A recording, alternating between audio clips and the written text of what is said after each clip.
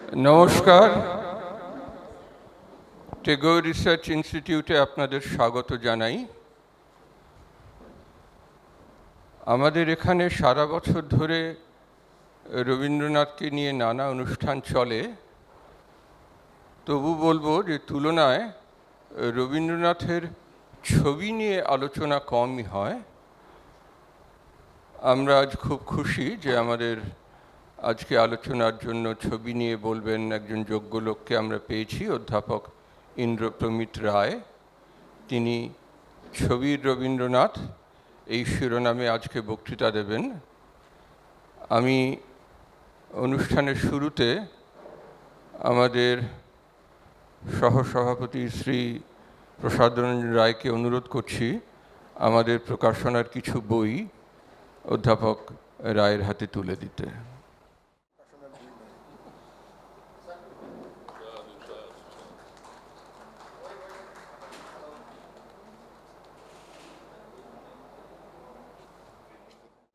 এবারে আমাদের অনুষ্ঠান অধ্যাপক ইন্দ্রপ্রমিত রায় বলবেন।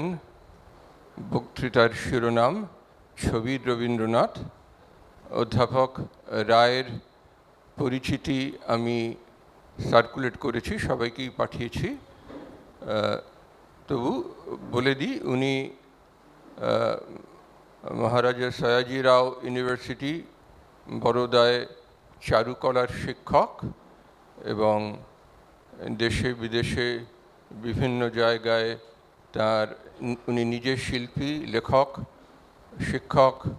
দেশে বিদেশে বিভিন্ন জায়গায় তার শিল্পকৃতির প্রদর্শনী হয়েছে। তিনি ফুলব্রাইট ও অন্যান্য স্কলারশিপ নিয়ে বিদেশে বিভিন্ন জায়গায় পড়াশুনো করেছেন। তিনি বিশ্বভারতীর এবং মহারাজা সয়াজিরাও ইউনিভার্সিটির প্রাক্তনী। অধ্যাপক রায়। শুভ সন্ধ্যা। প্রথমেই খুব বড় ধন্যবাদ প্রাপ্য টেগোর রিসার্চ ইনস্টিটিউটের, কারণ ওরা আমাকে এই সুযোগটা করে দিলেন। আমি আমার পরিচয় তো অধ্যাপক বটেই, কিন্তু আমার তার থেকেও যেটা বড় পরিচয় বলে আমি নিজে মনে করি সেটা একজন চিত্রশিল্পী হিসেবে। কাজেই রবীন্দ্রনাথের ছবি নিয়ে যে আলোচনাটা আজকে করব সেটা যতটা না অধ্যাপক হিসেবে তার থেকে বেশি একজন চিত্রকর হিসেবে, সেভাবে দেখলেই বোধহয় ব্যাপারটা ভালো হবে। কারণ এখানে যারা আছেন তারা সকলেই কম বেশি রবীন্দ্র বিশেষজ্ঞ। কাজেই আমি সে অর্থে রবীন্দ্র বিশেষজ্ঞ নই। আমার কাজের জায়গা রবীন্দ্রনাথ স্বভাবতই অনেক বাঙালির মতোই জীবনে ছেয়ে থাকেন এবং আছেন, কিন্তু বিশেষজ্ঞ হতে গেলে যে ধরনের পড়াশোনা বা ব্যুৎপত্তি থাকা উচিত বলে আমি মনে করি, আমি তার খুব একটা যোগ্য নই। কাজেই সেই অর্থে আমি একটু বহিরাগত পার্সপেক্টিভ থেকেই বলবো। আশা করি আপনাদের হয়তো কিছু নতুন কথা মনে হবে, আর কিছু কথা অত নতুন নাও মনে হতে পারে। কারণ আমাকে বলা হয়েছিল যে এখানে অনেক ছাত্রছাত্রী রয়েছেন, তাদের জন্য তৈরি হতে। কাজেই আমি একটু সোজা করেই করেছি, মানে খুব একটা জটিল একাডেমিক কিছু নয় এর মধ্যে নেই। কারণ ছবিটা দেখার বস্তু এবং সেই জন্যই দেখাটা খুব জরুরি। আমায় দেখাটা অতটা জরুরি নয়। সেই জন্য আমি যদি বসে বলি, আপনারা ছবিটা বোধহয় আরও ভালো করে মন দিয়ে দেখতে পাবেন। আর আমি যেহেতু দেখাবো সেহেতু আমার বসে বললে সুবিধে হয়। আশা করি এতে অসুবিধে কিছু নেই। আর আমি বলতে শুরু করলে আমার খুব একটু আলোর দরকার নেই। এই আলোগুলো বন্ধ করে দিলে তবেই কিন্তু ছবিটা ভালো দেখা যাবে। আর যারা পেছনে বসেছেন তারা, আমি জানি না স্ক্রিনটা কতটা দেখতে পাচ্ছেন। ছবিটা দেখাটা জরুরি। ঠিক আছে, এইটুকু বলে আমি আচ্ছা, আরেকটা জিনিস হচ্ছে যে আমাকে এও বলা হয়েছে যে আমি যদি ওই বড়দাতে নন্দলালকৃত 4টি ভিত্তিচিত্র আছে কীর্তি মন্দির বলে একটি বাড়িতে, তো সেইটা নিয়ে যদি কিছু বলি। এখন মুশকিল হচ্ছে যে এইটা আর ওইটা দুটো আলাদা বিষয়। কাজেই এটা শেষ হওয়ার পর যদি আপনাদের ধৈর্যচ্যুতি হয় তাহলে আর সেখানে না যাওয়াই ভালো। সেটা কোনো অন্য দিন করা যেতে পারে। আর যদি আপনাদের মনে হয় যে না তখনও একটুখানি ধৈর্য বাকি আছে, তাহলে সেখানে যাওয়া যেতে পারে। রবীন্দ্রনাথের ছবি নিয়ে আমার বন্ধু সৌমিক নন্দী মজুমদার, সেও নিজেও একজন অধ্যাপক কলা ভবনের। ও একটা এক্সপেরিমেন্ট করেছিল বছর 10 আগে। সেটা হচ্ছে যে কতগুলো ছবি নিয়ে ওর শান্তিনিকেতনের আশেপাশে যে গ্রামীণ বিদ্যালয়গুলি আছে সেইখানে গিয়ে ও বাচ্চাদের ছবি দেখাতো এবং তারপর সেই নিয়ে কথাবার্তা বলতো, তাদের কাছে শুনতো তাদের কীরম লেগেছে, কোনটা তাদের ভালো লেগেছে, কেন ভালো লেগেছে, ছবিতে কি আছে। তো সেইটা করতে গিয়ে ওর খুব একটা অদ্ভুত অভিজ্ঞতা হয়েছিল। যে বাচ্চারা ওকে প্রশ্ন করতো যে উনি ছবিও আঁকতেন। তাই প্রশ্নটা করেছিল একজন নবীন স্কুল পড়ুয়া। বঙ্গদেশের সব স্কুলেই রবীন্দ্রনাথের লেখার সঙ্গে অল্প বিস্তর পরিচয় ঘটে। এছাড়া কে না জানে যে কবিগুরু একজন মনীষী, যিনি এশিয়া ভূখণ্ডের প্রথম নোবেল প্রাপক, যার গান দুটি দেশের জাতীয় সঙ্গীত, যিনি কবিতা, গান, উপন্যাস, ছোট গল্প, নাটক, নৃত্যনাট্য, রম্যরচনা থেকে বৈজ্ঞানিক প্রবন্ধ সর্বত্র অনায়াস যাতায়াত করেছেন। তার হাত ধরেই বাংলা ভাষা সাবলকত্ব প্রাপ্ত হয়েছে। রবীন্দ্রনাথ যে শিক্ষা প্রসঙ্গে বৈপ্লবিক চিন্তাভাবনা করেছিলেন সে কথাও শান্তিনিকেতনের কারণে সকলের কম বেশি জানা। নোবেল লরিয়েটকৃত বর্ণপরিচয় এবং প্রাথমিক পাঠ্য বই পড়ে নিজের ভাষা শেখার অবকাশ বা গৌরব আর কোনো ভাষাগোষ্ঠীর হয়েছে বলেও আমাদের জানা নেই। এ হেন রবীন্দ্রনাথ, যাকে ছাড়া আমাদের ভাষাই অচল হওয়ার জোগাড়, আমাদের সংস্কৃতি নাবালক, তিনি যে হঠাৎ শেষ বয়সে এসে ছবিও আঁকলেন এবং নয় নয় করে 2000-এর উপর ছবি রেখে গেলেন, তা নিয়ে বিস্ময়বোধের সঙ্গে সঙ্গে একটু যেন অস্বস্তিও থেকে যায়। কারণ ওর ছবিগুলো নিতান্তই আমাদের চেনা ছকের বাইরের জিনিস।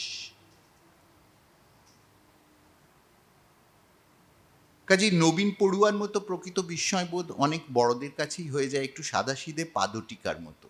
মানে যে রবীন্দ্রনাথ বিশ্বকবি, কবিগুরু বা স্থান বিশেষে গুরুদেব, তিনি অন্যান্য অনেক কিছুর সঙ্গে ছবিও এঁকেছিলেন এবং সে অত্যন্ত শ্লাঘার বিষয়।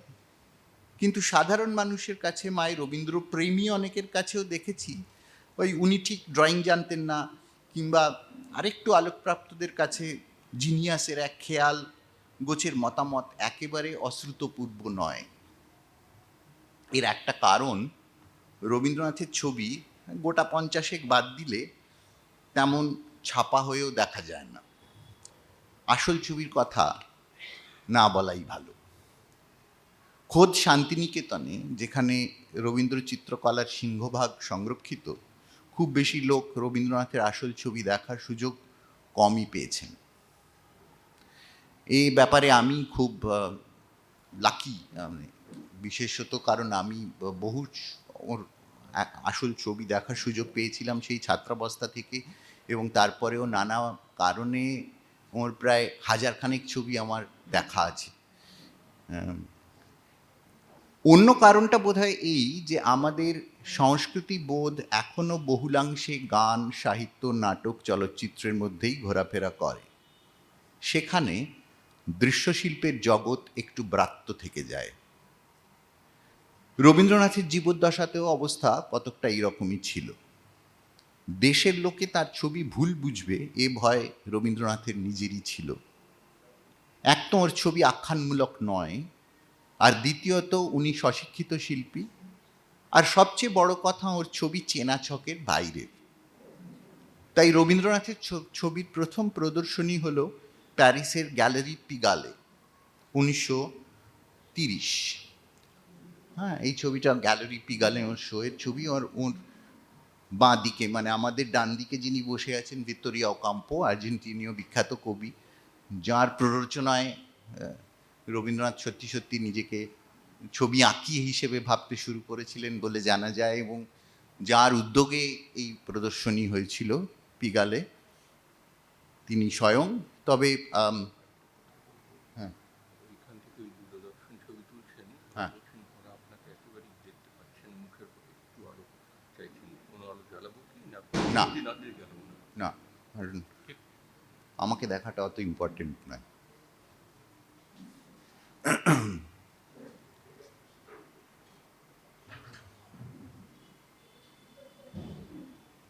তারপর সেই বছরেই অর্থাৎ 1930-এই Moscow, Berlin, Birmingham, London, Boston, Philadelphia ইত্যাদি 11টি শহরে রবীন্দ্রনাথের ছবির প্রদর্শনী হয়।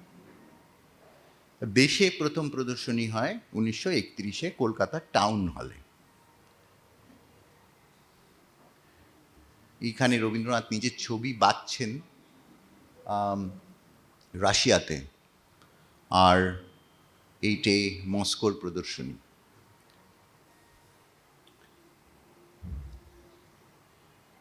মজার কথা যে 1932-এর প্রদর্শনীটি হয় বিশিষ্ট রবীন্দ্রপ্রেমী তৎকালীন গভর্নমেন্ট আর্ট কলেজের অধ্যক্ষ মুকুল দের তত্ত্বাবধানে। সেই প্রদর্শনীর ক্যাটালগের দিকে তাকালে রবীন্দ্রনাথের ভীতি যে একেবারে অমূলক ছিল না সে কথাই স্পষ্ট হয়। সর্বজনগ্রাহ্য করার তাগিদেই খুব সম্ভবত শ্রী দে ছবিগুলির নামকরণ করেছিলেন এবং তা নিয়ে রবীন্দ্রনাথ লিখিতভাবেই আপত্তি জানিয়েছিলেন। নামগুলি কেমন? একটা ছবির নাম শি হু কমিটেড সুইসাইড, অন্য একটি ছবির নাম the abode of God in heaven or in temple, আরেকটির নাম মাই অল ইন অল। এই পীড়াদায়ক, অনাবশ্যক এবং প্রায় ছেলেমানুষি রকমের বর্ণনাত্মক নামের যে ছবিগুলির চরিত্রের বিরোধী সে কথা বলার অপেক্ষা রাখে না। নিজের লেখার ভুল সংশোধন করতে করতে কাটাকুটিগুলোকে দৃষ্টিকটুতা থেকে বাঁচাতে সেগুলো জুড়ে জুড়ে খেলতে খেলতে চমৎকার সব আকার আকৃতিতে পৌঁছেতেন রবীন্দ্রনাথ। সেই শুরুটা 1923-এ রক্তকরবীর পাণ্ডুলিপিতে নাকি 1924-এ পুরবীতে তা নিয়ে পণ্ডিত মহলে সামান্য মতপার্থক্য থাকলেও স্বীকৃত তথ্য এই যে খেলাটা থেকেই ছবির সূত্রপাত। সেই কাটাকুটি জুড়ে কখনো মুখ, কখনো বা জানোয়ার, কোথাও বিমূর্ত আকার যা কখনো জ্যামিতিক, কখনো বা প্রাকৃতিক। আর্জেন্টিনীয় কবি এবং বিশিষ্ট শিল্পবেত্তা ভিক্টোরিয়া ওকাম্পোর চোখে পুরবীর পাণ্ডুলিপির এই কাটাকুটি চোখে পড়ল বলেই হয়তো খুব অল্প সময়ে এই নিতান্ত ব্যক্তিগত খেলাটা, যা লোকচক্ষুর আড়ালেই থেকে যাওয়ার কথা, লেখার খাতা থেকে উঠে এসে হয়ে গেল স্বয়ম্ভূ ছবি। কাটাকুটিকে একটা নয়ননন্দন আকার দেওয়ার খেলা থেকে উদ্ভব বলেই খেলা জিনিসটা রবীন্দ্রনাথের ছবির বিচারে বেশ গুরুত্বপূর্ণ। নাইভ অশিক্ষিত পটুত্ব, অবচেতনার প্রকাশ অথবা খোলাখুলি অভিব্যক্তিবাদী বা এক্সপ্রেশনিস্ট এইসব উপাদান থাকা সত্ত্বেও এই কোনো একটা তকমা দিয়েই পুরোপুরি বোঝা যাবে না তার ছবির ভাণ্ডার। আধুনিক ভারতীয় দৃশ্যকলার উন্মেষের কালটায় দেশাত্মবোধ এবং ভারতীয় প্রাচীন শিল্পের পুনঃ অনুসন্ধান খুব গুরুত্বপূর্ণ বিষয়। পরাধীন দেশে শিল্পীদের কাছে দেশের হৃতগৌরব পুনরুদ্ধারের চেষ্টাটা স্বাভাবিক। রবীন্দ্রনাথ নিজেই যৌবনের রাজা রবি বর্মার ছবিকে বলেছেন ভারতীয় চিত্রকলার আদর্শ। পরবর্তীকালে বিংশ শতকের গোড়ার 2 দশকে যখন ভাইপো গগনেন্দ্রনাথ, অবনীন্দ্রনাথ তথাকথিত বেঙ্গল স্কুল প্রতিষ্ঠা করেছেন, তাঁদের উৎসাহ দিয়েছেন প্রবলভাবে। ওকাকুরা তেনসিং এর এশীয় বিশিষ্টতার তত্ত্ব, আনন্দ কেন্টিশ কুমার স্বামীর ভারতীয় সৌন্দর্য দর্শনের গভীর অধ্যয়ন এবং তৎকালীন গভর্নমেন্ট আর্ট স্কুলের অধ্যক্ষ ইবি হ্যাভেল সাহেবের ভারত শিল্প বিষয়ক উদ্দীপনায় সঙ্গী হয়ে বিচিত্রা স্টুডিও আর ওরিয়েন্টাল ইনস্টিটিউটেরও পৃষ্ঠপোষক হয়েছেন। আলাপে, আলোচনায়, লেখায় উৎসাহ দিয়েছেন, সহায়তা করেছেন, আবার কখনো বা মৃদু তিরস্কারও করেছেন। যেমন জাপান থেকে লেখা চিঠিতে অবনীন্দ্রনাথকে দিয়েছেন দক্ষিণের বারান্দা ছেড়ে বেরোনোর উপদেশ। অবনীন্দ্র শিষ্য নন্দলাল বসুকে নিয়ে গেছেন শান্তিনিকেতনের কলা ভবনের দায়িত্বে। এই রবীন্দ্রনাথ যখন নিজে ছবি আঁকতে শুরু করলেন, তখন কিন্তু রাস্তা ধরলেন একদম স্বতন্ত্র। ওর ছবিটি স্বদেশী আনার ছিটে ফোঁটাও খুঁজে পাওয়া দুষ্কর, না কৌশলে না বিষয়বস্তুতে। তার থেকেও আশ্চর্যের কথা, অমন দিগ্বিজয়ী সাহিত্যিকের ছবি সাহিত্যগন্ধি নয় একটুও। এমনকি যখন নিজের প্রপৌত্রী নন্দিনীর জন্যে সে ছবি আঁকছেন, সে বলে একটা বই লিখেছিলেন উনি পুপের জন্যে, এটা পুপের সঙ্গের ছবি, ওর নিজের পৌত্রী, তখনও মনে হয় না যে সেগুলো স্রেফ সচিত্রকরণ, অর্থাৎ ছবি লেখাকে অনুসরণ করছে, তার আরেকটু অন্য কথাও বলছে, কখনো বা লেখাই থেকে যাচ্ছে ছবির পেছনে। এডওয়ার্ড লিয়ার, সুকুমার রায় কিংবা আরও সাম্প্রতিক সময় ডক্টর সেউস ঘরানায় ছবি বাদ দিলে সে লেখা অসম্পূর্ণ। সে লেখা মানে শের লেখা। আমার এই বইটা ইংরেজি অনুদিত সে থেকে নেওয়া, কাজেই লেখাটা ইংরেজিতে। এই বইয়ের প্রকাশকাল আনুমানিক ওই রকম 1930, কিন্তু বইটা লেখা হয়েছিল তার 15 বছর আগে। এবং এই বইয়ের ছবি দেখতে দেখতে আমার সারাক্ষণই মনে হয় যে হয়তো অনেক সময় ছবিটাই প্রথম হয়েছে, তারপরে লেখাটা হয়েছে। এইসব বিভিন্ন চরিত্র যাদের অনেকেই খুব ফ্যান্টাস্টিক্যাল, আবার অনেকেই আছেন, যেমন এখানে ডান দিকে আছে পাঁড়েজি, এটা পণ্ডিত স্মৃতিরত্ন, এরা ওর সব জানা চেনা পরিধিরই লোক, অথচ এরা যেসব কর্মকাণ্ড ঘটাতেন, যেসব কথা উনি পুপেকে বলছেন গল্পের ছলে, সেগুলো সবই মানে সত্য এবং কল্পনা মেশানো একটা ভয়ঙ্কর মজার একটা বই সে। তো এইটাতে ওর ছবি এবং ওর লেখা যেভাবে অঙ্গাঙ্গিভাবে একটা আরেকটার সঙ্গে সম্পৃক্ত, সেইটা আমার কাছে খুব মজার জিনিস বলে মনে হয়। এবং সেটা রবীন্দ্রনাথ যখন ছবি আঁকার শুরুর দিকে করেছেন, তখন যে খেলাটার কথা ছবিতে বারে বারে উঠে আসে, সেই খেলাটা কিন্তু এখানেও দেখা যায়। কারণ এর মধ্যে অনেক সব প্রতিকৃতি রয়েছে, অনেক সব অদ্ভুত অদ্ভুত চরিত্র রয়েছে। গেছো বাবা বলে একজন চরিত্র আছে, সে গাছে থাকে সারাক্ষণ, কিংবা গান্ডি সান্ডুং বলে এক ধরনের জানোয়ারের কথা আছে, যা একদমই কাল্পনিক একটা জানোয়ার। অর্থাৎ বাস্তব এবং কল্পনা এই দুটো এমনভাবে মেশানো, সেটা ছবিতেও যেমন আছে, সেটা লেখাতেও তেমনি আছে। এটি হচ্ছে ট্রি হপার বাবা, এর বাংলা হচ্ছে, মানে এটার অনুবাদ হচ্ছে ট্রি হপার বাবা, গেছো বাবা।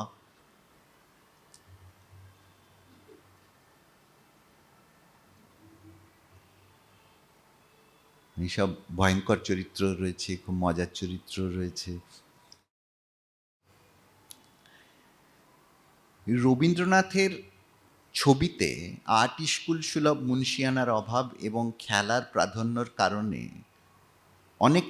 অনেকের প্রচলিত ধারণা আছে যে ওর ছবি খুব শিশু সুলভ। নিজের ছবির প্রদীপ জ্বালানোর আগে দীর্ঘ সলতে পাকানোর ইতিহাসের দিকে নজর দিলে এ ভাব ধরে রাখা মুশকিল। নিজে ছবি শেষ বয়সে আঁকলেও ছবি জগতের সঙ্গে রবীন্দ্রনাথের পরিচয় অতি দীর্ঘ। ঠাকুরবাড়ির প্রায় সকলেই ছবি সহ সংস্কৃতির নানা দিকে উৎসাহী ছিলেন। দাদা জ্যোতিরিন্দ্রনাথ আর্ট স্কুলে ছাত্র ছিলেন কিছুদিন এবং চমৎকার প্রতিকৃতি আঁকতেন। অবন, গগন, সমরেন্দ্র, সুনয়নী দেবী ছবির চর্চা করেছেন পুরোদমে। এর সঙ্গে যেটা যোগ হলো সেটা হচ্ছে নিজের অভিজ্ঞতালব্ধ মনন। ইউরোপ, উত্তর আমেরিকা, চীন, জাপান কিংবা দক্ষিণ পূর্ব এশিয়া যেখানেই গেছেন, দেখেছেন শিল্পের বিশাল সম্ভার, প্রাচীন থেকে সাম্প্রতিক।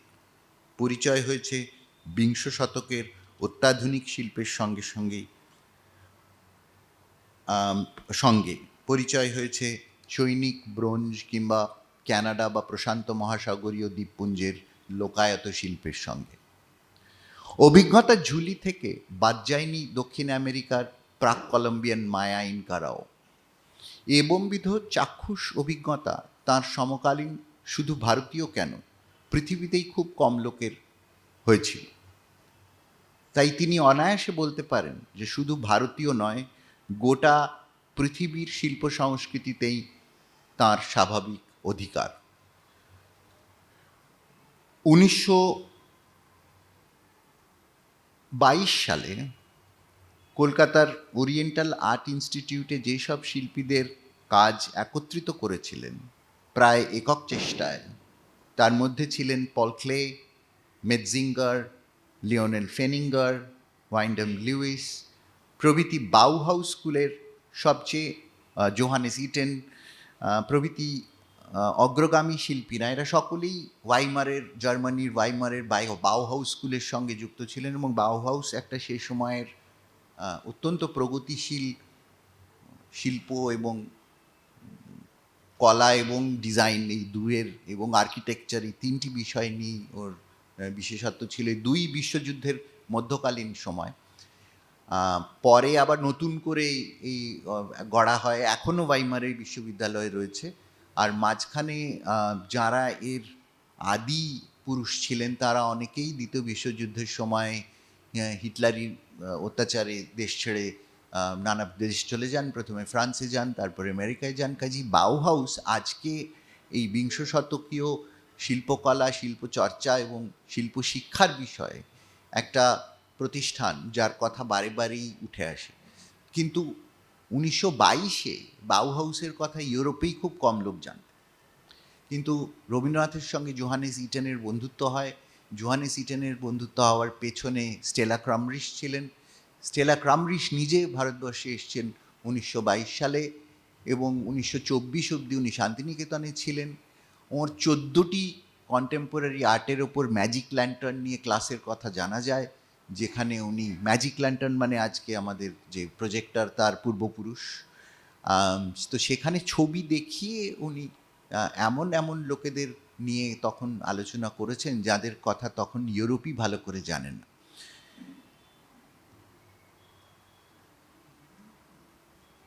এরা তো ছিলেনই কাজেই ওর চারপাশে, ওর ছবির জগতে। এটি অবনীন্দ্রনাথ, তার পাশেরটা গগনেন্দ্রনাথ, সুনয়নী দেবী, যামিনী রয়। কিন্তু যখন রবীন্দ্রনাথ ছবি আঁকার কথা ভাবছেন বা আঁকতে শুরু করেছেন, তখন যামিনী রায় তখনও শুরু করেননি এই জিনিস। আর ওর পরিবারের যারা ছিলেন, অবনীন্দ্রনাথ বা গগনেন্দ্রনাথ বা সুনয়নী দেবী, তাদের মধ্যে অবনীন্দ্রনাথ এবং গগনেন্দ্রনাথ তখন খ্যাতির মধ্য গগনে।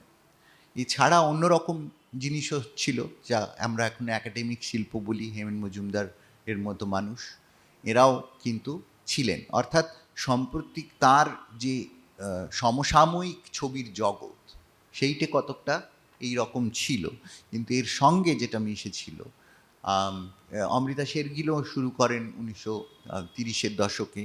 কাজেই তখন রবীন্দ্রনাথ ছবি আঁকতে শুরুই করে দিয়েছেন। আর এই স্টেলা ক্রামরিশের আগমন শান্তিনিকেতনে, এটা একটা খুব গুরুত্বপূর্ণ ঘটনা। এবং ওকে ডেকে এনেছিলেন রবীন্দ্রনাথ স্বয়ং। এবং ওই যে বললাম 24 অবধি উনি ছিলেন, তারপরে উনি 1 বছর কলকাতা বিশ্ববিদ্যালয়ে পড়ান। এবং তার একটা খুব মজার ছবি আছে আমার কাছে, সেটা যামিনী রায় তখন ওর বক্তৃতা শুনতে কলকাতা বিশ্ববিদ্যালয়ে গিয়েছিলেন এবং সেখানে একটি স্কেচ করেছিলেন যে স্টেলা ক্রামরিশ ক্লাস নিচ্ছেন, প্রচুর লোক বসে শুনছে, ওর হাতে একটি নটরাজের মূর্তি। সেটা খুবই একটু মানে তখন উনি নেহাতি ছাত্র ছিলেন, কাজে একটা শিক্ষানবিশী টাইপের ছবি। আর এই জোহানেস ইটেনের সঙ্গে যোগাযোগ করে এই যে বাউহাউস ইন ক্যালকুটা বলে একটা প্রদর্শনী আসে, ওটাও 1922-এই আসে। সেই প্রদর্শনীতে কিন্তু এমন এমন লোকের কাজ দেখানো হয়েছিল, তার সঙ্গে গগনেন্দ্রনাথ, অবনীন্দ্রনাথ, সুনয়নী দেবীরাও ছিলেন, রমণলাল ছিলেন, অসিত হালদার ছিলেন, আরও অনেকে ছিলেন। এদের সকলকে একত্রিত করে ওই ওরিয়েন্টাল ইনস্টিটিউট একটি প্রদর্শনীর আয়োজন করেন। সেই রকম যাকে আজকের পরিভাষায় কাটিং এজ বলে প্রদর্শনী কিন্তু তারপর আর ভারতবর্ষে হয়নি। এটা 1922-এর কথা বলছি। এরা এই ধরনের শিল্পীরা তাতে কাজ দেখিয়েছিলেন।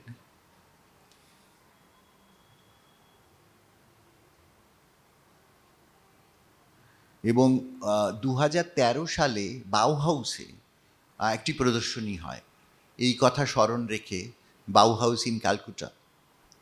আইনে বিগিনিং কসমোপলিটিশার অ্যাভাঙ্গার্ডেন এর মানে হচ্ছে যে একটা বিগিনিং অফ কসমোপলিটন অ্যাভাঙ্গার্ড। তো এইটার একটা বইও আছে এই এই প্রদর্শনীটা নিয়ে। এই এরা হচ্ছেন জোহানেস ইটেন আছেন বাঁদিকে, ডান দিকে লিওনেল ফেনিঞ্জার, পল ক্লে। সবার কাজ নেই, আমি জাস্ট একটা ধারণা দেওয়ার জন্য এদের কাজ একটু দেখিয়ে রাখলুম। আর এইটা হচ্ছে যামিনী রায়ের করা 1925-এ, যখন স্টেলা কলকাতা বিশ্ববিদ্যালয়ে পড়াতেন তখন করা। ও হাতে একটা নটরাজের মূর্তি আছে।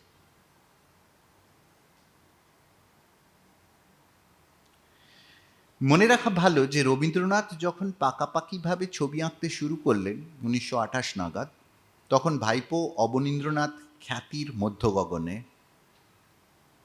ততদিনে তিনি এমন ছবি আঁকছেন যার সঙ্গে 1905-এ করা ভারত মাতার স্বদেশী সেন্টিমেন্টের বিস্তর ফারাক রয়েছে। কিন্তু তার শিষ্যকুলের অনেকেই আঁকড়ে ধরেছেন স্বদেশী যাত্রাভিমানের মোড়কে এক রক্তহীন পশ্চাৎমুখীনতাকে। শান্তিনিকেতনে চলছে নন্দলাল সুরেনকরের নানা পরীক্ষা নিরীক্ষা, কিন্তু সেখানেও স্বাভাবিক কারণেই বেশ সচেতনভাবেই দেশজ সংস্কৃতির, দেশজ মাধ্যমের, হস্তশিল্প, ভিত্তিচিত্র প্রভৃতি নানা বিষয় পুনর্মূল্যায়নের চেষ্টা চলেছে। যামিনী রায় কলকাতায় শুরু করেছেন লোকায়ত শিল্পের আদলে রেখার সরলীকরণ, যার মুখ্য অনুপ্রেরণা বাংলার পট। দেশের আরেক প্রান্তের আরেক তরুণ শিল্পী অমৃতা শেরগিল তখনও প্যারিসের শিক্ষানবিশি, শেষ হতে বছর 5 বাকি। এইবার একটু নজর দেওয়া যাক রবীন্দ্রনাথের ছবির মাধ্যমের দিকে। তার আগে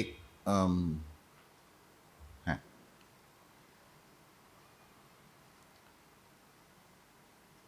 নিজের ছবির ব্যাপারে প্রথাগত তেল রং কিংবা জল রং বা স্বদেশী টেম্পারা অথবা অবনীন্দ্র প্রবর্তিত ওয়াশ ঠিক ধাতে সয়নি রবীন্দ্রনাথ। তার কারণ উনি ফল দেখতে খুব অধৈর্য ছিলেন। এই সবগুলোই খুব সময় সাপেক্ষ মাধ্যম। দ্রুত ছবি শেষ করার তাগিদে বেঁচেছেন জল নিরোধক রঙিন কালি, কালো কালি, কখনো সখনো অস্বচ্ছ জল রং আর প্যাস্টেল। তার সমকালীন সব শিল্পীদের চেয়ে এখানেও পৃথক রবীন্দ্রনাথ। আজ অবধি জল নিরোধক কালি অমন ব্যবহার করে উঠতে পারেননি কেউই।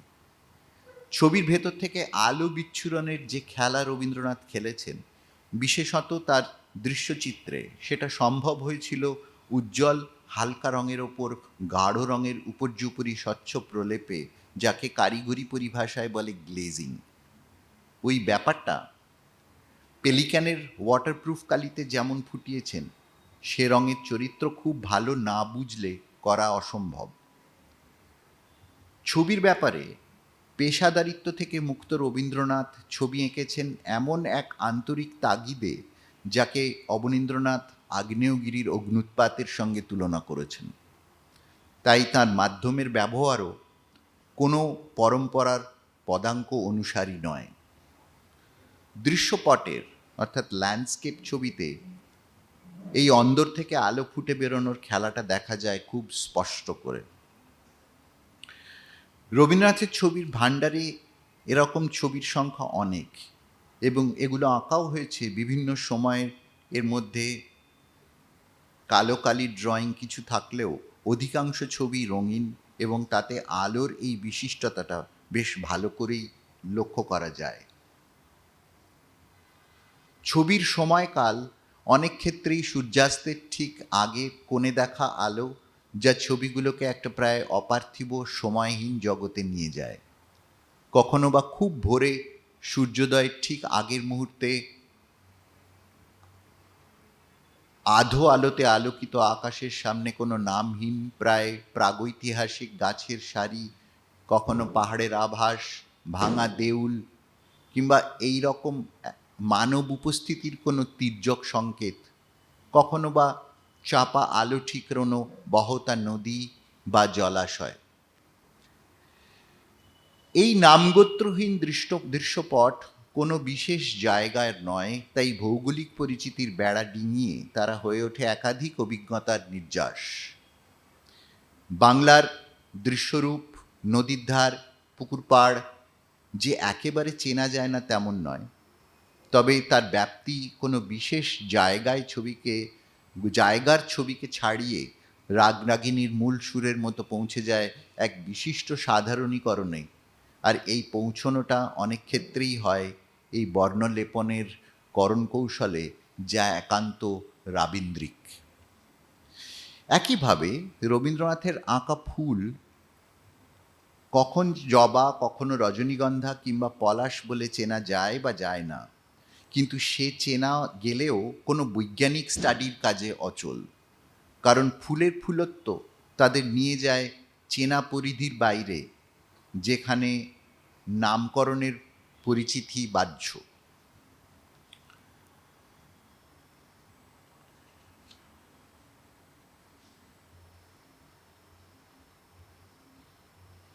প্রতিকৃতির কথাই ধরা যাক, অবগুণ্ঠিতা নারীর ছবি প্রচুর এঁকেছেন।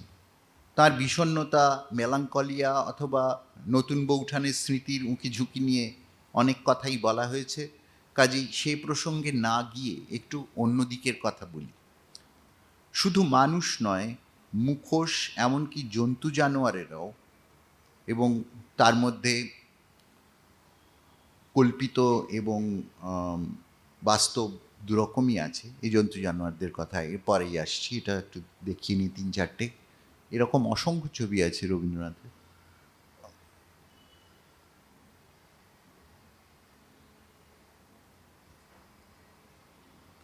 শুধু মানুষ নয়, মুখোশ, এমনকি জন্তু জানোয়ারেও কল্পিত এবং বাস্তব দুরকমই আছে। নানা রসের উপাদান একত্রিত করেছে। সহাস্যবদন থেকে দাঁতকিড়মির ভ্রুকুটিবাদন, কিংকর্তব্য বিমূঢ় থেকে ভয় দেখানো ভয়ঙ্কর, সব ভাবের উপাদানই প্রস্তুত।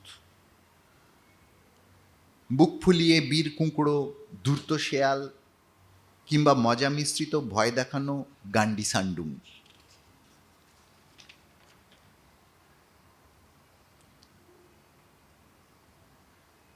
এবং এদের মধ্যে সব কটাতেই দেখবেন একটা না কিছু অভিব্যক্তি আছে।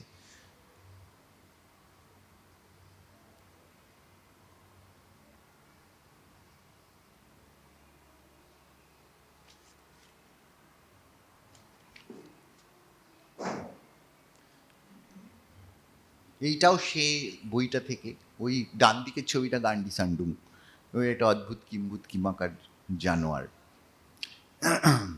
বেশ কিছু আত্মপ্রতিকৃতি আছে রবীন্দ্রনাথের ছবির ভাণ্ডারে।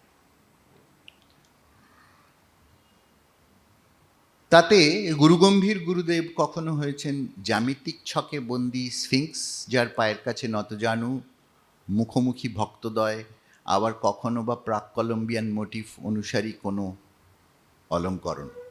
আবার আমাদের চেনা রবীন্দ্রনাথও আছেন কয়েকটিতে। এর মধ্যে বিশেষভাবে উল্লেখের দাবি রাখে একগুচ্ছ ছবি, যা আঁকা হয়েছে 1934-এ প্রকাশিত বিশ্বভারতী নিউজের রবীন্দ্র জন্মোৎসব বিশেষ সংখ্যার মলাটে ছাপা নিজের ফটোগ্রাফের ওপর আঁকিবুকি কাটাকুটি করে। এই ছাপা ছবির অনেকগুলি অফ প্রিন্টের ওপর খেলতে খেলতে অতি পরিচিত রবীন্দ্রনাথের শেষ বয়সের ফটোগ্রাফ কখনো হয়েছে দাড়িবিহীন হাসি হাসি মুখ, কখনো বা শুধুই প্রোফাইল, কখনো স্রেফ জ্যামিতিক কোনো মুখের অবয়ব, আর অন্তত একটি বার নিজের ছবিরই অনুসরণে অবগুণ্ঠিতা নারী। এগুলো একটু দেখে নেওয়া যাক।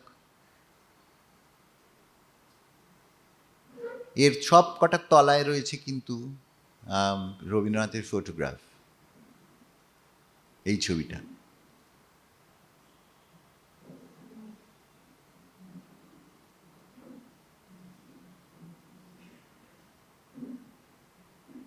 এইটি অবগুণ্ঠিতা নারী। এই খেলতে খেলতে করা কাজে খেলা ছাড়াও যেটা লক্ষণীয় সেটা প্রায় বহুরূপীর মতো নিজের পরিচিত অবয়ব ছেড়ে অন্য অবয়ব, অন্য চরিত্র, অন্য ব্যক্তিত্বে পৌঁছনোর এক অবচেতন ইচ্ছে। খ্যাতির মধ্য গগনে নিজের সর্বজনগ্রাহ্য ব্যক্তিসত্তা থেকে মুক্তি পেয়ে খুশি হবার আকাঙ্ক্ষা যেন খুব ব্যক্তিগত একান্ত মুহূর্তে হঠাৎ প্রকাশিত হয়ে পড়েছে।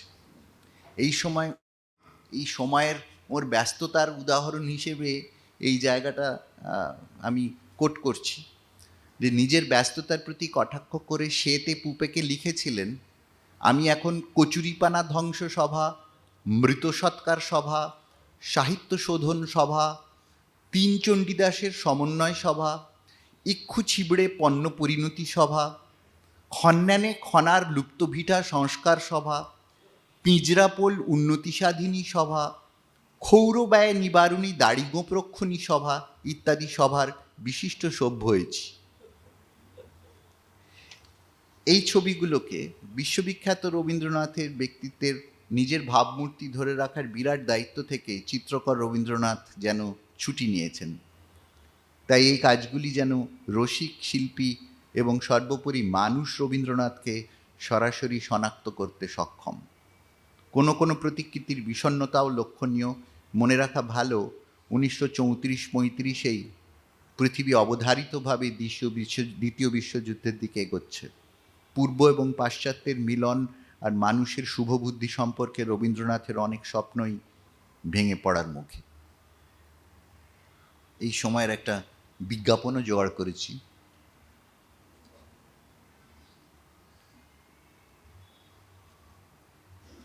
পাগলের মহৌষধি, দাড়ি কামানোর ব্লেড ইত্যাদি সবেতেই রবীন্দ্রনাথের নাম ব্যবহৃত হয়েছে,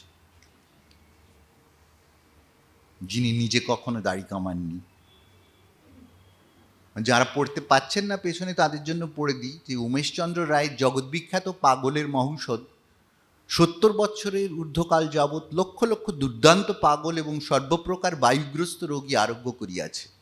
মূর্ছা, মৃগী, অনিদ্রা, হিস্টিরিয়া, অক্ষুধা, স্নায়বিক দুর্বলতা প্রভৃতি রোগেও ইহা আশু ফলপ্রদ। প্রতি শিশি মূল্য 5 টাকা। বিবরণী পুস্তিকা বিনামূল্যে পাঠাই।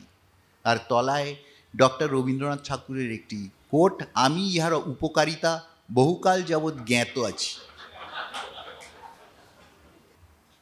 শান্তিনিকেতনের স্থাপত্য নিয়ে যে নানা রকম পরীক্ষা নিরীক্ষা হচ্ছিল তার সাক্ষী রবীন্দ্র ভবন প্রাঙ্গণের 5টি বাড়ি, তাছাড়া চাচক্র, কালোবাড়ি, চৈতি ইত্যাদি। সুরেনকর, নন্দলাল, পরে রামকিঙ্কর, রথীন্দ্রনাথের এই গবেষণায় সহায়ক হয়েছেন রবীন্দ্রনাথ স্বয়ং। অজন্তার থাম, মুঘল ছত্রী, চৈত্যদ্বার, বাংলার চারচালার মতো বিভিন্ন উপাদান মিলিয়ে এক নতুন আদর্শের সন্ধান চলেছিল, যা আসবাবপত্র থেকে পর্দার ডিজাইনের মতো আনুষঙ্গিক ক্ষেত্রেও প্রভাব ফেলেছিল। এর সঙ্গে সঙ্গে চলেছিল নাটক, নৃত্যনাট্যের মতো মঞ্চ উপস্থাপনা নিয়ে নানা পরিকল্পনা, একের পর এক প্রযোজনা। রবীন্দ্রনাথের ছবিতে স্থাপত্য আর স্থাপত্যের মধ্যে নাটকীয় পরিস্থিতি নিয়ে যে বেশ কিছু ছবি দেখা যায়। কথা বলার উদ্দেশ্য এই নয় যে শান্তিনিকেতনের অভিজ্ঞতা সরাসরি হাজির হয়েছে তাঁর ছবিতে। চাক্ষুষ অভিজ্ঞতা সবসময় মনের মধ্যে জারিত হয়ে ফুটেছে রবীন্দ্র চিত্রকলায়, তাই হয়তো বলা চলে এর একটা ছায়া দেখা যাবে কোনো কোনো ছবিতে।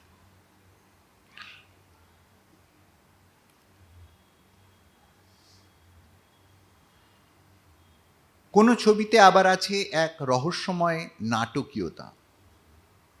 তার পাত্রপাত্রীরা যেন বা মঞ্চ নির্মাণের মধ্যেই রয়েছে, যদিও সে নাটকের কাহিনী আমাদের অজানাই থাকবে, তবু নাট্য মুহূর্তের রেশ দৃশ্যমান।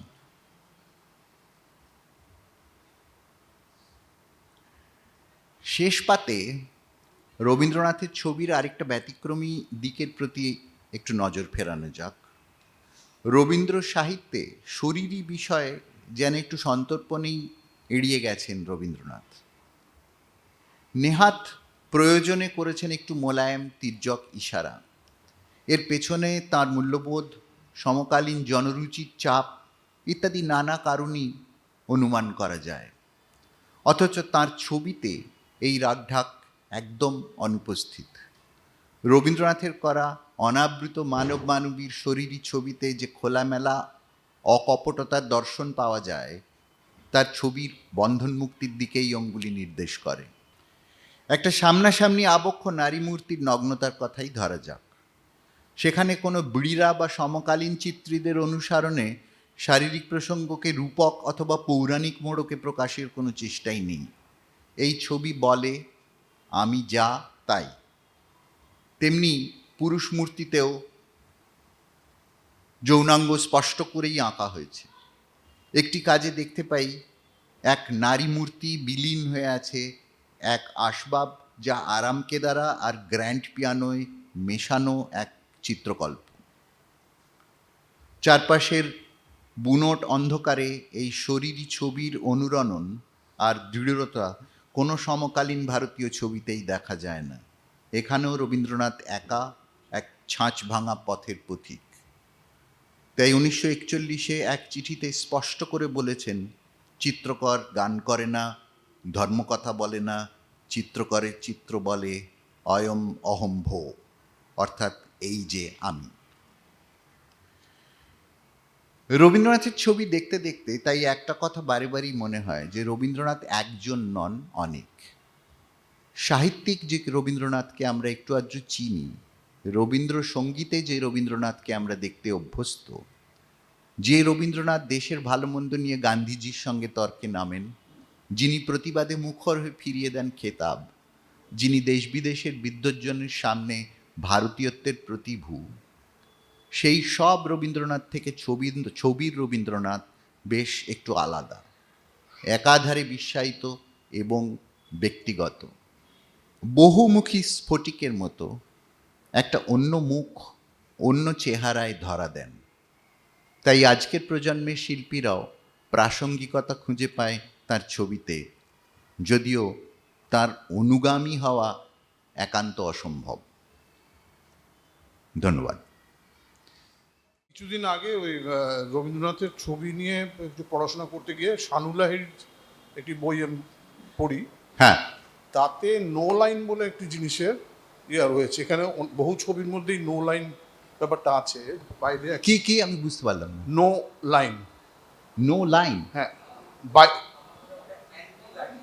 আচ্ছা, অ্যান্টি লাইন, তাই আমার তো ভুল হচ্ছে। বাইরে যে একটা সাদা বর্ডার আর কি, অনেকগুলো ছবি, হ্যাঁ, এই সম্বন্ধে কিছু বলা যাবে?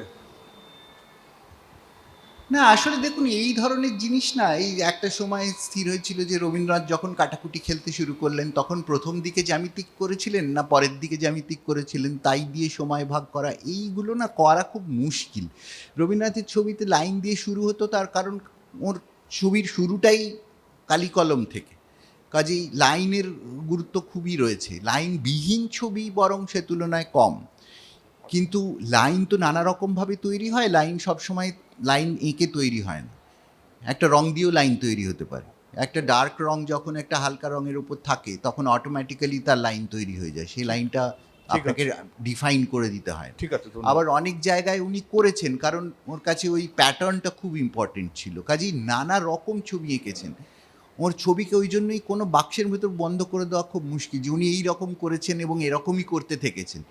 একটা সময় ছিল যে উনি সই করছেন রবীন্দ্র, কখনো সই করছেন শ্রী রবীন্দ্র, কোনটা আগে কোনটা পরে, এই নিয়েও বহু কুটকচালি হয়েছে। এখন আমি ওর মধ্যে ঢুকতে চাই না, কারণ আমার কাছে ওর ছবির জগৎটা একটা দৃশ্যের জগৎ, আর আমি তো ঠিক শিল্পবেত্তা, মানে শিল্প ইতিহাসকার নই, কাজে আমার কাছে ওটা খুব খুব গুরুত্বপূর্ণ কিছু মনে হয় না। আচ্ছা, তবে নো লাইন বলে কিছু আমার তো জানা নেই। অ্যান্টি লাইন হবে কথা। Anti line, anti line। হ্যাঁ, অ্যান্টি লাইন রবীন্দ্রনাথের পক্ষে হওয়া একটু মুশকিল, কারণ চরিত্রগতভাবে ওর কাজ শুরুই হয়েছে লাইন থেকে। কাটাকুটি থেকে যদি আপনি শুরু করেন, ওর তো মনে হতো যে এই দৃশ্যগুলো, এই পাতাগুলো নষ্ট হয়ে গেল, দেখতে খারাপ হয়ে গেল, এবার এইগুলোতে কি করে আমি একটুখানি সৌন্দর্য আনতে পারি, এই ভাবনা থেকেই কিন্তু শুরু ওর ছবি। তারপরে সেটা ধীরে ধীরে ডেভেলপ বোঝাতে পারিনি বোধহয় আমি কি বলছি। একটি অবয়ব, হ্যাঁ, তার চারিদিকে এদিকে কালার রয়েছে, মাঝখানে সাদা একটি মানে আউটলাইন। দেখুন বহুত- মুশকিল বহুত- হচ্ছে যে ওর ২০০০-এর উপর ছবি আছে, হ্যাঁ, কাজে right. সেগুলোকে কোনো একরকম ভাবে বিচার না করা না বোধহয় তা- খুব তা বলছি না, অসম্ভব। তা বলছিও না, আমার প্রশ্নও তা না। আমি বলছিলাম যে কি বলবো?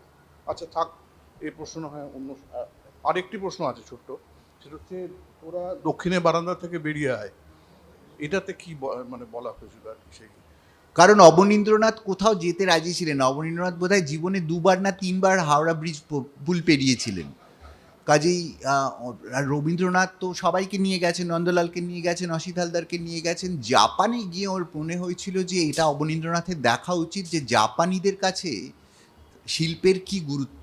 জাপানের সমস্ত মানে জিনিস, সে ছোট একটা মোড়কই হোক আর দোকানের সাইনবোর্ডই হোক, ছবির কথা তো ছেড়েই দিলাম, কি সচিত্রকরণই হোক, সমস্ত কিছু যে ডিজাইনের ইম্পর্টেন্স ইন পাবলিক লাইফ, এইটা ওর দেখে সাংঘাতিক মনে হয়েছিল যে এটা অবনের দেখা উচিত। তখন উনি ওকে চিঠি লিখেছিলেন যে তুমি ওই দক্ষিণের বারান্দা থেকে বেরো। সে কথা অবনীন্দ্রনাথ শোনেননি, সে অন্য গল্প। ঠিক আছে, ধন্যবাদ। হ্যাঁ বলুন। হয়তো একেবারে অপ্রাসঙ্গিক, আমি শুনেছি যে রবীন্দ্রনাথের যে প্রতিকৃতিগুলো উনি করতেন মানে কোনো মানুষের, তার সঙ্গে ইটালিয়ান একজন পেইন্টার ছিলেন আমেদিও মদগ্লিয়ানি বলে, হ্যাঁ। তার দ্বারা কিছুটা নাকি উনি অনুপ্রাণিত হয়েছিলেন বা এরকম কিছু। না না, ও অনেক কথা আছে, এমিল নোল্ডে, ওর নাম বললে আমি 20টা নাম বলে দিতে পারি। হ্যাঁ, কিন্তু শেষ বিচারে কোনোটাই টেকে না, কারণ হুম, দেখেছিলেন সবই, উনি হ্যাঁ। অনেক কিছু দেখেছিলেন, সেটাই তো বললাম। এমন কিছু ছিল না যে উনি দেখেননি। উনি আর্মারি শোতে গেছেন নিউ ইয়র্কে, উনি লুভ্রো দেখেছেন, উনি কন্টেম্পোরারি এক্সিবিশনও দেখেছেন। ইনফ্যাক্ট মজার কথা হচ্ছে এই যে 1922-এ উনি জোহানেস ইটেনদের নিয়ে এলেন বাউ হাউসে, এই অমৃতা শেরগিল যখন প্যারিসে বসে কাজ করছেন, ওর কিন্তু বাউ হাউস সম্বন্ধে কোনো সচেতনতাই নেই। উনি দেখছেন পোস্ট ইমপ্রেশনিস্টদের কাজ কেমন, অর্থাৎ সেটা একটা জেনারেশন আগের জিনিস। কাজেই এতে থেকেই বোঝা যায় যে রবীন্দ্রনাথ কতটা সাম্প্রতিক ছিলেন। কাজেই উনি দেখেননি হেন জিনিস নেই। উত্তর আমেরিকায় কানাডাতে গিয়ে হাইডাদের কাজ দেখেছেন, আবার এই জাভা, সুমাত্রা, বর্নিও, বাটিকের কথা তো সর্বজনবিদিত, কিন্তু এছাড়াও বহু জিনিস আছে যা উনি দেখেছেন, যার কোনো ডকুমেন্টারি প্রুফ নেই, কিন্তু কখনো কখনো কোনো কোনো রেফারেন্সে জানা যায়, যেমন এই আর্মারি শো দেখতে যাওয়ার কথা। তো কাজেই উনি মদিগ্লানি সম্বন্ধে জানতেন না তা নয়, নিশ্চয়ই জানতেন। যেমন কিউবিজম সম্বন্ধে গগনেন্দ্রনাথ খুব ভালোই জানতেন, ওর বাড়িতে কিউবিজমের বইটা ছিল, গ্লেজ ফরাসি বইটা ছিল ওর লাইব্রেরিতে, সে কথা রতন পারিমু 3 গজে উল্লেখ করেছেন। কাজে ওই যে বলে না যে আমরা যে গগনেন্দ্রনাথ হঠাৎ করে পৌঁছে গেলেন কিউবিজমে, তা মোটেই নয়। উনি খুব ভালো করে জেনে বুঝেই যেখানে গেছেন, এবং সেটা কিউবিজমের থেকে কোথায় ফান্ডামেন্টালি আলাদা সেটা নিয়েই একটা আলোচনা করা যায়। হ্যাঁ, কিন্তু ওরা কেউ না জেনে গেছেন বলে তো আমার মনে হয় না। কিন্তু যখন উনি ছবি আঁকতে বসতেন তখন আমি যতদূর বুঝেছি ওর মাথা ওইভাবে, আমি রেফার করলাম মদিগ্লিয়ানিকে কিংবা আমি রেফার করলাম এমিল নোল্ডেকে, এটা বোধহয় নেহাত মানে অসম্ভব। ওরকম স্পেসিফিক করে কিছু বলা সম্ভব। আরেকটা জিনিস জিজ্ঞেস করার ছিল, আপনি একটা এক্সিবিশনের দেখালেন ওই জার্মান ভাষায় লেখা, হ্যাঁ। যার একটা বই বেরিয়েছে, হ্যাঁ। সেই বই কি এখন পাওয়া যায়? ওটা পেয়ে যাবেন, অ্যামাজনেই পেয়ে যাবেন। অ্যামাজনে এই বাউ হাউস ইন ক্যালকাটা। আচ্ছা, ওকে ওকে, থ্যাংক ইউ ভেরি মাচ। 2013-তে হয়েছিল ওই প্রদর্শনী।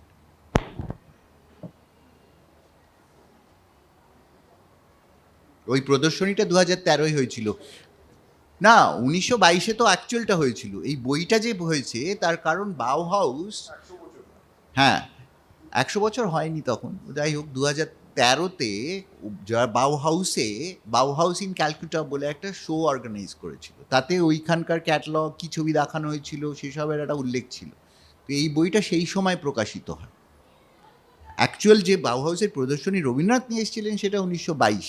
বইয়ের প্রকাশ তারিখ, এই যে আপনি যে বইটার কথা বলছেন বাউ হাউস ইন কলকাতা, 2013। আমার কোনো প্রশ্ন না, জাস্ট আমার ভীষণ ভালো লাগলো। আমরা ব্রিটিশ কলম্বিয়ায় আমার ছেলে আমাকে নিয়ে গিয়েছিল রিমোট একটা আইল্যান্ডে হাইড্রাগুয়াই।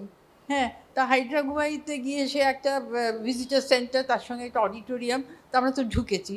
ঢুকে আমি ভাবছি কি শান্তিনিকেতনে এলাম। ওই ঈগল পাখি ওখানে তো ভীষণ টোটেম-পোল, ওই র্যাভেন, তিমি মাছ, ঈগল হ্যাঁ, পাখি, হ্যাঁ। হ্যাঁ, করে আমার তো কোনো আইডিয়াই ছিল না যে রবীন্দ্রনাথ হাইড্রা গিয়েছেন করেছেন। মানে সেইটা আমি পরে অনেক লোককে জিজ্ঞেস করলাম। তারপরে সোমেনবাবু বন্দ্যোপাধ্যায় না, হ্যাঁ, জয়িতার সোমেন বাবা, হ্যাঁ। হ্যাঁ, উনি বললেন যে এরকম ওই হ্যাঁ। ক্যারার আর্টিস্ট। ওই তো বলছি আমি, ওর যে অভিজ্ঞতা ছিল ওর সমসাময়িক খুব কম লোকের ছিল। হ্যাঁ, আমি মানে এই যে দেখুন,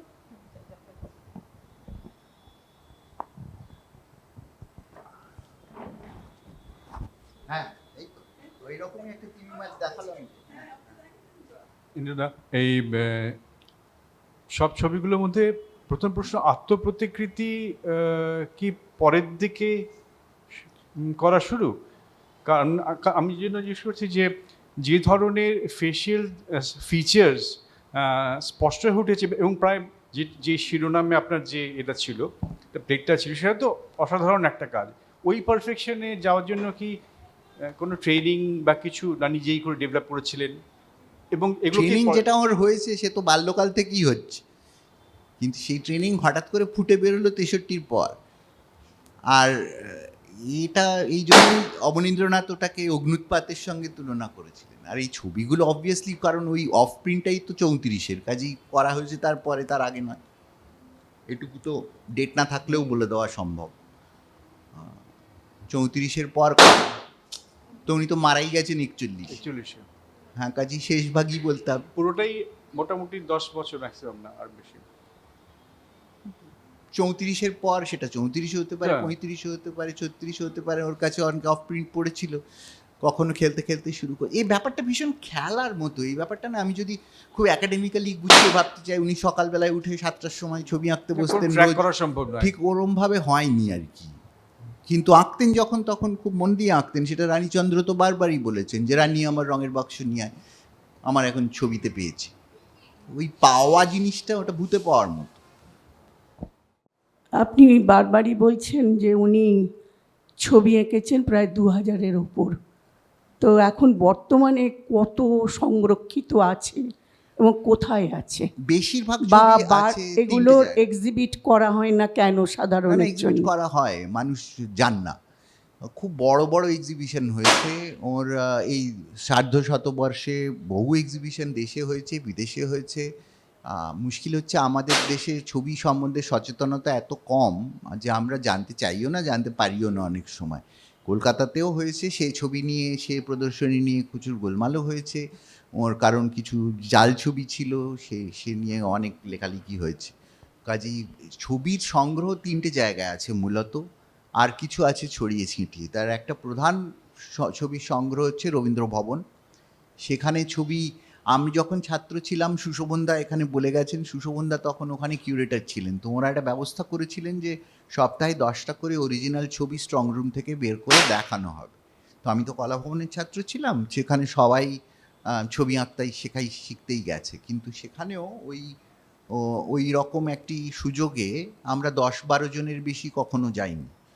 আমি প্রত্যেকটাতেই গেছি, কাজে আমি অনেক ছবি দেখতে পেয়েছি। তারপরে ওই সময় অ্যান্ড্রু রবিনসন রবীন্দ্রনাথের ছবি নিয়ে প্রথম একটা বই লিখছিলেন। তো আমি অ্যান্ড্রুর পরিচিত ছিলাম বলে আমি ওর সঙ্গে গিয়ে বহু ছবি দেখতে পেয়েছি অরিজিনালি। কিন্তু ওই ছবিগুলো পার্মানেন্টলি দেখানো যাওয়ার মুশকিল হচ্ছে। ওই তো দেখলেন নোবেলের কী হলো, কাজেই খুলে নিয়ে চলে গেলে লুভরের মতো জায়গা থেকে তো চুরি ডাকাতি হচ্ছে। কাজেই সারাক্ষণই সকলে ভয়ে কাঁটা হয়ে আছেন। শান্তিনিকেতনে অত সিকিউরিটির বন্দোবস্ত নেই, কাজেই দেখাতে গেলে টেম্পারেচার কন্ট্রোল করে নানান ব্যবস্থা করে দেখাতে হবে। সেই জিনিস শান্তিনিকেতনে করা মুশকিল। দ্বিতীয় বৃহত্তম সংগ্রহ হচ্ছে National Gallery of Modern Art, New Delhi. আর তৃতীয় কালেকশন আছে যেটা, সেটা হচ্ছে ডার্টিংটন হল, ইংল্যান্ড। আর এছাড়া কলাভবনে আছে কিছু, এদিক সেদিক আছে কিছু ছড়ানো ছিটানো ছবি আছে। কিন্তু মূল কালেকশন এখনও দেশে যে দুটো জায়গায় রয়েছে, একটা রবীন্দ্র ভবন শান্তিনিকেতন, আর একটা national Gallery of Modern art. এবং রবীন্দ্র চিত্রাবলী বলে 3 ভলিউমের একটি অতি বৃহদাকার বই বেরিয়েছে, সে তো জানেনই। সেটি ওই হ্যাঁ। লেভেলে প্রথম কাজ। আর ওর ছবি নিয়ে প্রথম বই বার করেছিলেন প্রীতিশ নিয়োগী, সে বইও খুব যত্ন করে ছাপা হয়েছিল, সেটা একটা চটি বই, সে আর পাওয়া যায় না এখন। সেই বইটা 1961-তে ও শতবার্ষিকীতে বেরিয়েছিল। এখন মুশকিল হচ্ছে যে ওই রবীন্দ্র চিত্রাবলী এত বড় বই যে ওটা লাইব্রেরি ছাড়া অনেকের পক্ষেই ব্যক্তিগত সংগ্রহে রাখা মুশকিল। সেক্ষেত্রে অ্যান্ড্রু রবিনসনের একটি বই আছে, অ্যান্ড্রু ডয়েচের পাবলিশিং, তাতে অনেক ছবি আছে ওর। যদি ছবির বই হিসেবে রাখতে চান সেটা ইংরেজি বইয়ের মধ্যে, আর বাংলা বইয়ে সোমেনদার বই তো রয়েছে। এছাড়াও তারপরে আরও নানা লোক লিখেছেন রবীন্দ্রনাথের ছবি, কিছু কিছু দেখা যায়। কিন্তু ওই 2000 একসঙ্গে সমগ্রতায় দেখতে গেলে আপনাকে রবীন্দ্র চিত্রাবলী রেফার করতে হবে। ওর মধ্যে ডার্টিং হলের ছবিও রয়েছে, বেশিটা রবীন্দ্র ভবনে আছে। বেশিটাই রবীন্দ্র ভবনে আছে, আর Delhi National Gallery of Modern আর্টে আছে। আচ্ছা, অনেক ধন্যবাদ। স্টেট গ্যালারির কালেকশানে রবীন্দ্রনাথের ছবি বলে অনলাইনে যে ছবিগুলো ওরা দেখায়, সেটা আমাকে শিবকুমার বলেছেন যে সেগুলি নকল ছবি, কাজেই ও আরেক গোলক ধাঁধা, ওর মধ্যে না যাওয়াই ভালো। নমস্কার। হ্যাঁ, নমস্কার। খুব ভালো শুনলাম। আপনি প্রথমে যেমন বলেছেন যে সাধারণ বাঙালি খুব ছবির দিকে যায় না, একদম সঠিক ডায়াগনোসিস হয়েছে। কিছুদিন আগে রক্তকরবী প্রকাশের 100 বছর উপলক্ষে ডক্টর শ্রমিক বন্দ্যোপাধ্যায় একটা অনুষ্ঠানে আমি গিয়েছিলাম।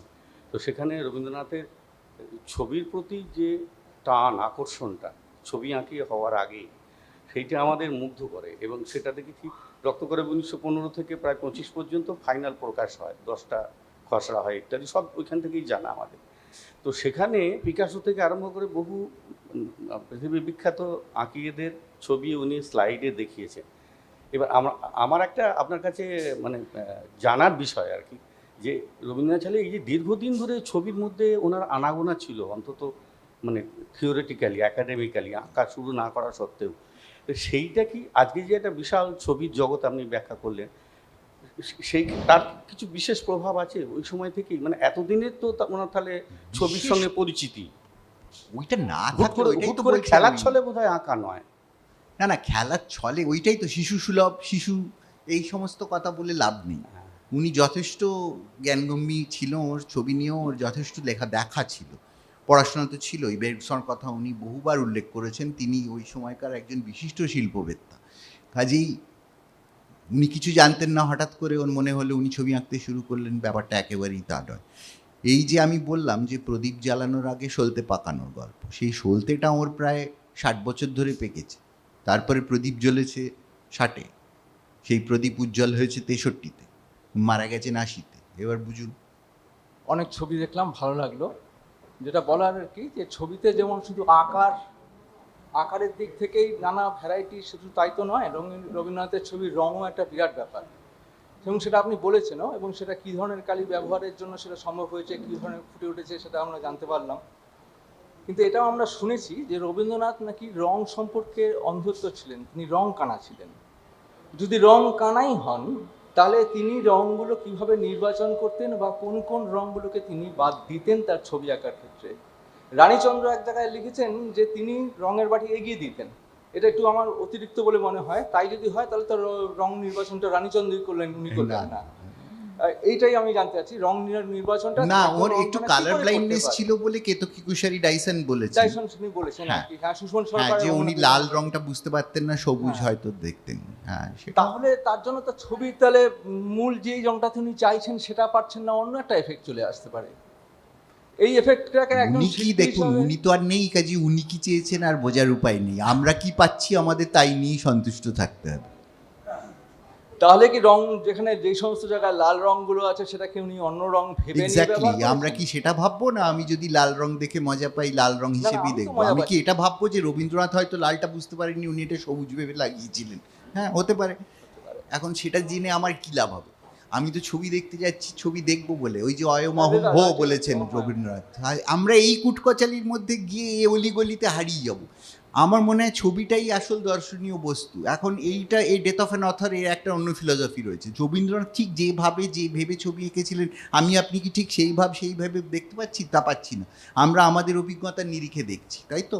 কাজেই সমস্ত কিছু দেখা এবং পড়ার ক্ষেত্রেও এতদিন তো আমরা জানতাম টেক্সটে একটা মানে অথর যেটা করেছেন সেটাই অথরিটেরিয়ান। এখন বলা হচ্ছে যে না, অথর যেটা বলেছেন সেটার আপনার কাছে অথর নাম পৌঁছতে পারে না। আপনার কি মনে হচ্ছে সেটাই সেইখান থেকেই ডেথ অফ অ্যান অথর কনসেপ্টটা আসে। এখন কথা হচ্ছে যে ছবি যিনি এঁকেছেন তিনি ঠিক কীভাবে কী ভেবে এঁকেছেন সেটা বোঝার কোনো উপায় আমাদের নেই। আমাদের কাছে যেটা আছে সেটা হচ্ছে জলজ্যান্ত ছবি। আমরা সেই ছবি দেখে এবং কিছু তথ্যের ভিত্তিতে কিছু জায়গায় কিছু সিদ্ধান্তে পৌঁছতে পারি, কিন্তু এইটা একটা খুব অ্যাকাডেমিক বিষয়। কেতকী কুশারি যদি সঠিকও বলে থাকেন যে উনি হয়তো কালার ব্লাইন্ড ছিলেন, উনি হয়তো লালের বদলে সবুজ দেখতেন, তাতে কি এলো গেল? জেনে আমরা সমৃদ্ধ হলাম যে হ্যাঁ, তাহলে তৎসত্ত্বেও উনি লাল এত চমৎকার ব্যবহার করেছেন। এর বেশি তো আমার মনে হয় না এর থেকে কিছু আর একটা কথা, পেতে পারি আমরা। যখন উনি প্রথম ইউরোপে প্যারিসে যখন প্রদর্শনী করছেন, সেই সময় পৃথিবী বিখ্যাত আর্টিস্ট সমস্ত মাতিস, ব্রাক, পিকাসো এখানে বসে আছে। ওদের কি কোনো রিয়াকশন বা কিছু পাওয়া গেছে? এদের বলছি, এক্ষুনি পাওয়া কিছু যায়নি, বা দেখতে ওনারা কি গেছিলেন কিনা জানতেন জানি বা না। খবর পেয়েছিলেন? ওই সময়কার শিল্প সমালোচক তারা ওনারা ওখানে এসেছিলেন সেই হ্যাঁ, প্রদর্শনীতে। শিল্প সমালোচনা এসেছিল। এনারা মানে এই লেভেলের আর্টিস্টদের কি কোনো রিয়াকশন কখনো পাওয়া গেছে? এর কোনো ডকুমেন্টারি এভিডেন্স তো নেই। থাকলে তো সেটা নিয়ে একটা বই হয়ে যাবে। হ্যাঁ, যে পিকাসো কোথাও- একটা ছবি কোথাও দেখে শুনতে পাই, বলেছিলেন শুনিনি বা কিছু। পড়িনি আর কি, হ্যাঁ, সেজন্যই হ্যাঁ। বলা আর কি। কিন্তু আমাদের কি দরকার পিকাসো স্ট্যাম্পের? কিছুই আসে না। ঠিক আছে। পিকাসোর ছবি রবীন্দ্রনাথ দেখেছিলেন কিনা সেটাও একটা প্রশ্ন উঠতে পারে।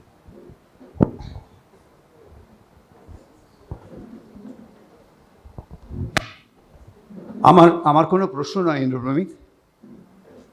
আমি আজকের আলোচনা শুনতে শুনতে এই যে এত বছরের যাপন, তারপরে ষাটোর্ধ গিয়ে আঁকা শুরু, তার যে তৈরিটা, আমার বেশ কিছু রচনার কথা মনে পড়ছিল। আপনারা সকলেই সে সমস্ত পড়েছেন, তবু আমি একটু দু একটা লাইন আপনাদের শোনাই। এই যে ছবি আঁকার ইন্সপিরেশনটা আপনারা পড়েছেন, আমি পরে বলবো নামটা। দেখুন, আদবুড়ো হিন্দুস্তানি, রোগা লম্বা মানুষ, সাদা গোপ, দাড়ি কামানো মুখ শুকিয়ে আসা ফলের মতো, ছিটের মেরজাই গায়ে, মালকোচা ধুতি, বাঁ কাঁধে ছাতি, ডান হাতে খাটো লাঠি, পায়ে নাগরা, চলেছে শহরের দিকে। দেখুন, এই লাইনগুলো রবীন্দ্রনাথের লেখা। একজন লোক, কবিতার নাম পুনশ্চ কাব্যে। এই যে ছবি আঁকার ইন্সপিরেশন, আপনি তো পড়তে পড়তে গল্পের, ইন্দ্রপ্রমিতের এই পুরো সুন্দর একটা ডেমনস্ট্রেশন শুনতে শুনতে আমার বারবার অনেক গল্প, অনেক কবিতার কথা মনে পড়ে যাচ্ছিল, যেখান থেকে কিন্তু এই সমস্ত রেখা বলুন, রং বলুন, সব রচনার মধ্যে আছে। রঙের জিন কবিতাই আছে, মেয়ে রঙের বাটি এগিয়ে দেয়, রানীচন্দ্র প্রসঙ্গ আসছে। এটা যদি আপনারা এইভাবে দেখেন, আমার মনে হয় তাহলে রবীন্দ্রনাথ ছবি আঁকা কিন্তু শৈশব থেকে শুরু করেছিলেন, ষাটোর্ধ না। ষাটোর্ধে গিয়ে রিয়েলাইজেশনটা এক্সপোজ হয়েছে। ধন্যবাদ, অনেক খুব ভালো লাগলো।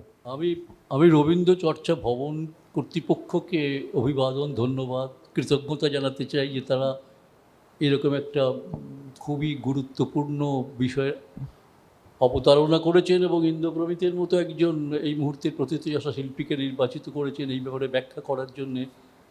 মানে অনেক ধন্যবাদ আপনাদের। তবে ওই মনে হচ্ছে মিটিল না ক্ষুধা, আরও যদি এই ধরনের আলোচনা হয় তাহলে খুব ভালো লাগবে। অনেক ধন্যবাদ।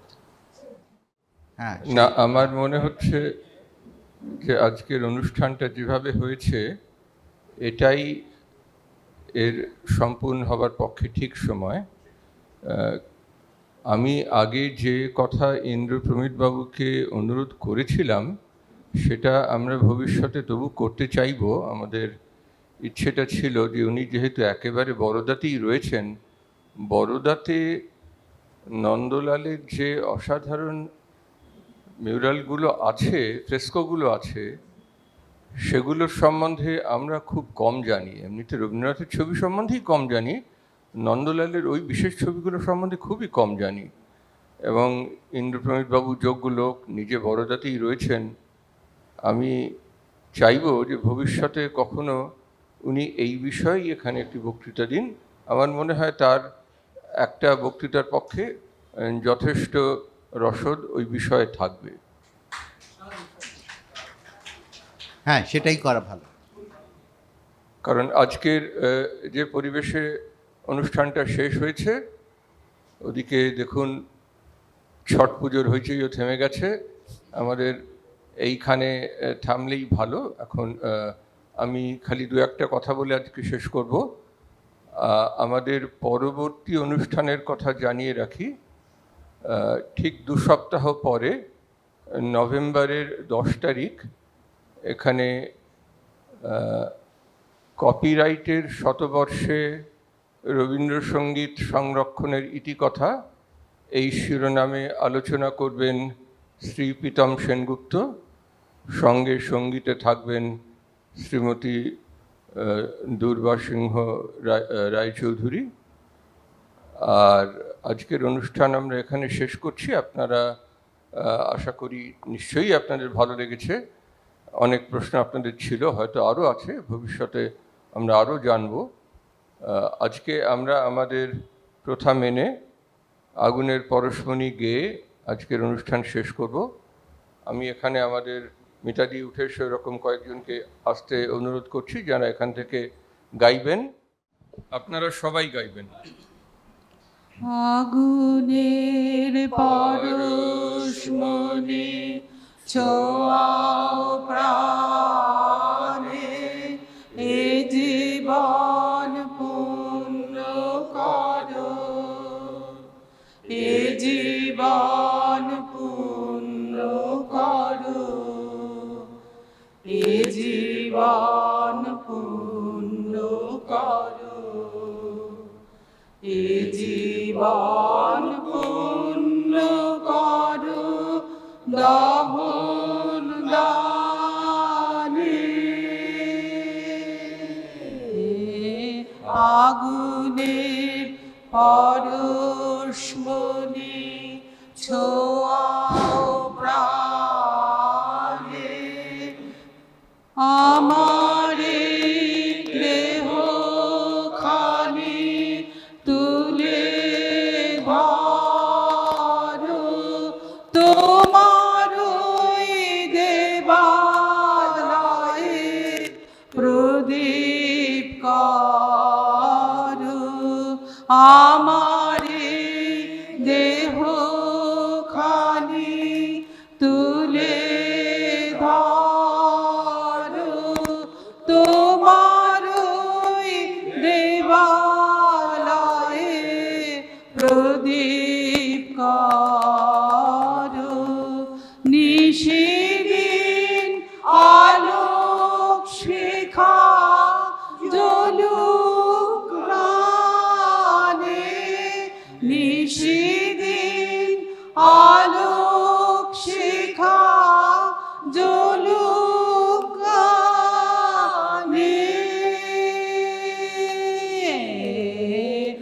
আগুনের পরশমণি ছোঁয়াও প্রাণে, আধারের গায়ে গায়ে পরস্তব,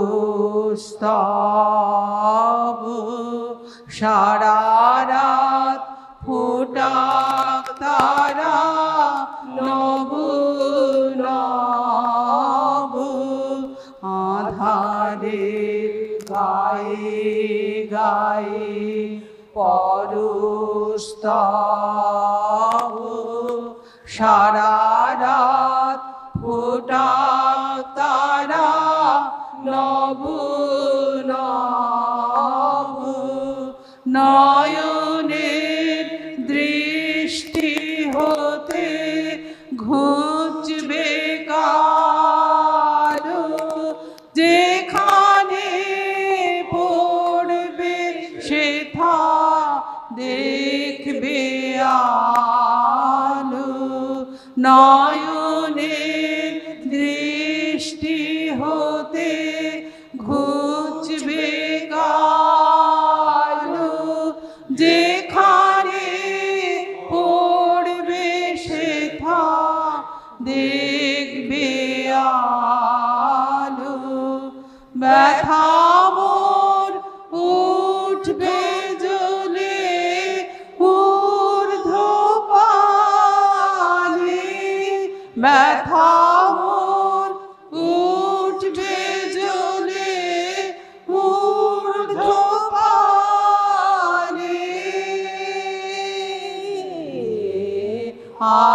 আগুনের পরশমণি ছোঁয়াও প্রাণে এ জীবন পূর্ণ করো এ জীবন পূর্ণ করো এ জীবন পূর্ণ করো এ জীবন পূর্ণ করো দহন দানে আগুনের পরশমণি ছোঁয়াও প্রাণে।